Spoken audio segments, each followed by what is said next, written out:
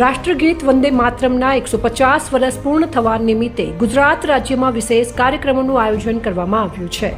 આ પ્રસંગે ગુજરાત સરકારે શુક્રવાર 7 નવેમ્બરના રોજ સરકારી કચેરીઓના સમયમાં એક દિવસ માટે ફેરફાર કરવાનો નિર્ણય લીધો છે।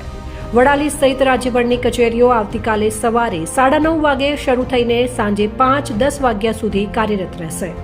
આ નિર્ણયનો મુખ્ય હેતુ રાજ્યના તમામ કર્મચારીઓ અને નાગરિકોને આ ઐતિહાસિક અને પ્રેરણાદાયક કાર્યક્રમમાં જોડવા માટે સક્ષમ બનાવવાનું છે।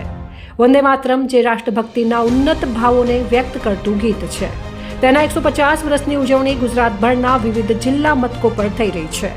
વડાલી શહેરમાં મામલતદાર કચેરી, તાલુકા પંચાયત કચેરી, નગરપાલિકા કચેરી અને UGVCL કચેરી સહિતની તમામ સરકારી કચેરીઓ ખાતે 7 નવેમ્બરના રોજ સામૂહિક વંદે માતરમ રાષ્ટ્રગીતનો કાર્યક્રમ યોજાશે। આ કાર્યક્રમ બાદ સ્વદેશીની શપથ પણ લેવડાવવામાં આવશે। વડાલીના તાલુકા વિકાસ અધિકારી AK ઝાલાએ જણાવ્યું હતું કે આવતીકાલે કચેરીના સમયમાં ફેરફાર કરાયો છે। સામૂહિક રાષ્ટ્રગાન તથા શપથનો કાર્યક્રમ યોજાશે। આ ઉપરાંત વડાલીના મામલતદાર HR પરમારે પણ પુષ્ટિ કરી હતી કે મામલતદાર કચેરી ખાતે સામૂહિક રાષ્ટ્રગાન અને શપથનો કાર્યક્રમ આયોજિત કરવામાં આવશે।